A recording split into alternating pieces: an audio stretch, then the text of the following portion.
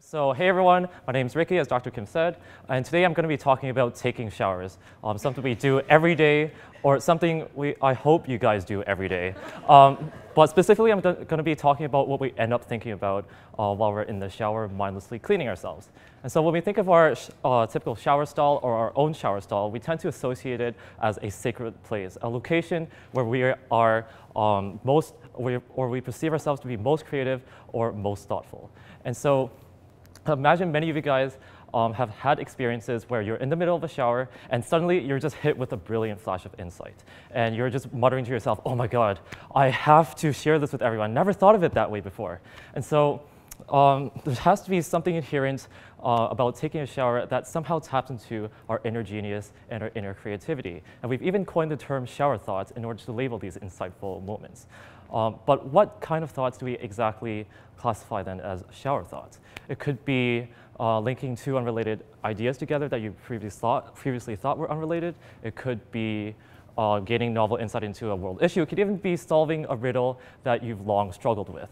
And so a shower thought is essentially any thought that you're thinking in a shower that entails some level of insight. So if you want more examples of shower thoughts, look no further than the Facebook Spotted at Mac page. And so in this example, this guy posted, "Who decided that A, B, C, D are letters, and we read them and write with them? Why can't we form complete words and sentences with numbers?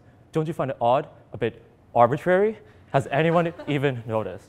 But then I began to question myself whether this was actually classified as a shower thought, because nowhere in the post does it say that the poster thought of this idea in the shower. And it's true.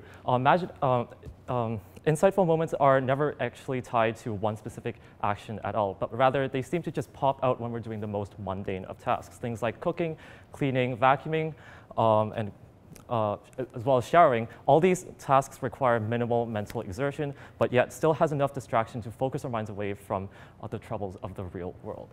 And so this begs the question, what kinds of activities actually facilitate insightful moments, and what kinds of activities are just mere distractors?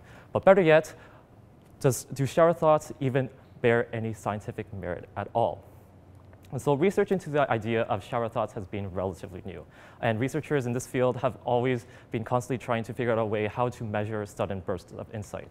And one way to do this is to force people to leave a problem temporarily unsolved and then see if they can figure out a way to solve it on their own while they are distracted.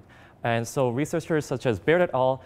Tested for the idea of incubation, which is essentially the time period at which they come up with a solution. They tested for the existence of incubation by using a creativity task called the unusual uses task, which is essentially they got people to list as many unconventional ways to use a common household item given a period of time.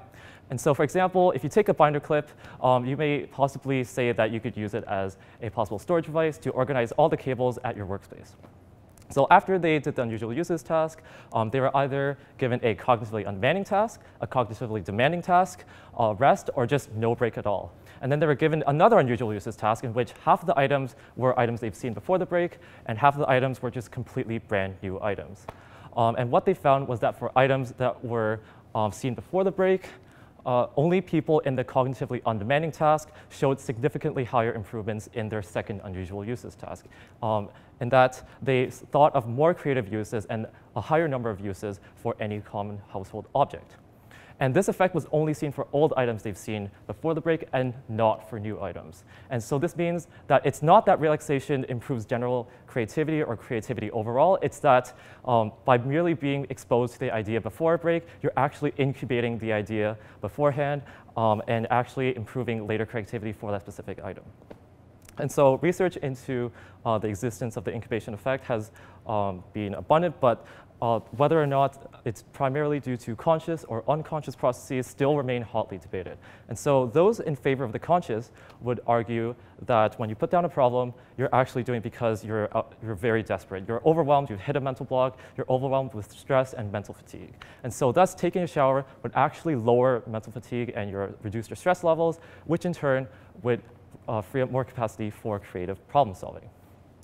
Those in favor of the unconscious, however, will argue the ability of the unconscious to associate information from a wide range of knowledge, and which leads you to eventually activating information or relevant information that you previously ignored, say the first round of your unusual uses task. But as you may have realized, both of these theories seem weak at face value. So in all likelihood, it's a combination of both theories that best encapsulate the theory of incubation. And because both theories underlie the role of, or point to the underlying role of mind wandering as an important role that plays in incubation. And in turn, mind wandering actually frees up capacity for creative problem solving.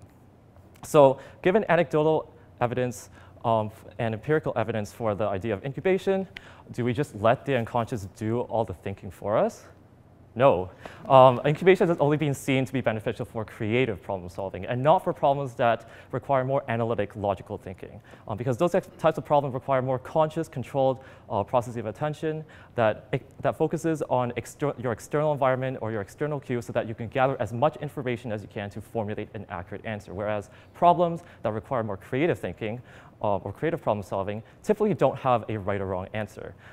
And they will require you to generate novel ideas based on your inner thoughts and your inner reflection. And so this theory of incubation is actually consistent with what we know about the reconstructive nature of memories. So as we know, every time we recall a past event, we retrieve that memory differently every time.